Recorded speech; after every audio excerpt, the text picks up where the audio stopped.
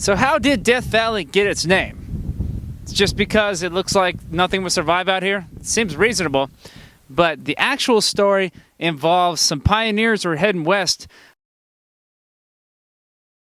The story of the lost 49ers was not about the disappearance of football players. It involved a part of a large group of people with covered wagons who wanted to get to California for the gold rush. They heard there was gold in them there hills. But they got a late start out of Salt Lake City. It was October, and so they wondered, is it too late in the season to go to California?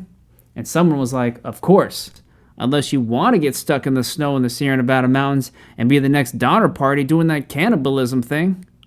In other words, they wouldn't be able to cross the Sierra Nevadas on one of the typical routes. However, they heard about a way to go south around the Sierras using the old Spanish Trail. They decided to leave Salt Lake and go for it. After a while, they were feeling fatigued, probably because they couldn't get more caffeine. When they reached an area in southern Utah, they were told by a stranger with a hand-drawn map about a shortcut that headed west across the desert. Well, naturally, when a stranger shows you a hand-drawn map and says follow it across the vast desert, you trust him and go that way, right? I mean, what could go wrong? Most of the wagon trains went on the shortcut, and what a surprise! Soon the stranger's map seemed questionable.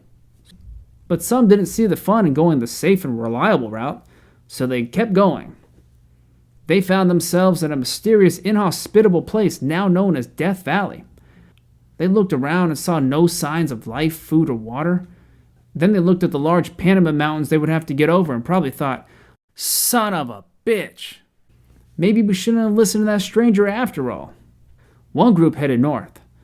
After they slaughtered their oxen for food and used wood from their wagons as firewood, they were actually able to get out. The other group headed south and tried to cross the Panamints, but they couldn't get through.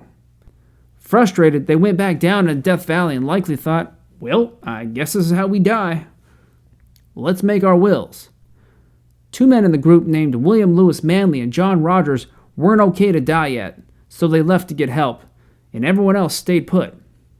When they left, the rest of the group figured William and John would be back soon, but these guys ended up taking a whole month as they went all the way to the Los Angeles area, a round trip of nearly 300 miles. It seemed strange for them to go that far for help, especially since they knew their friends were stranded in the most lifeless, desolate place in the country. But here's a funny and messed up thought. What if they never did go to LA, but they claimed to go there and they were actually somewhere else collecting and hiding gold?